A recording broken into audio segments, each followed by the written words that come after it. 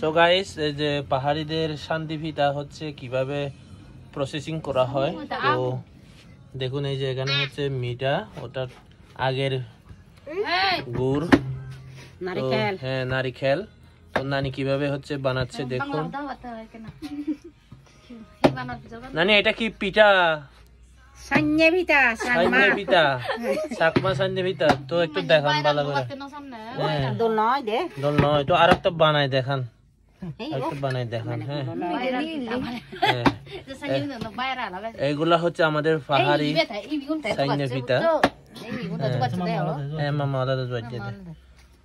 এই যে খুবই সুন্দর সুন্দর পিঠা বানাইতে জানে আমার নানি। এই যে তো নানির, এই যে নানি কিভাবে হচ্ছে পিঠা বানাচ্ছে। এগুলো হচ্ছে আগের গুড় না।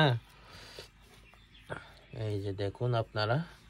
তো যদি ভিডিওটা ভালো লাগে লাইক কমেন্ট শেয়ার করে দিবেন, আর আমার নানিকে ভাইরাল করে দিবেন।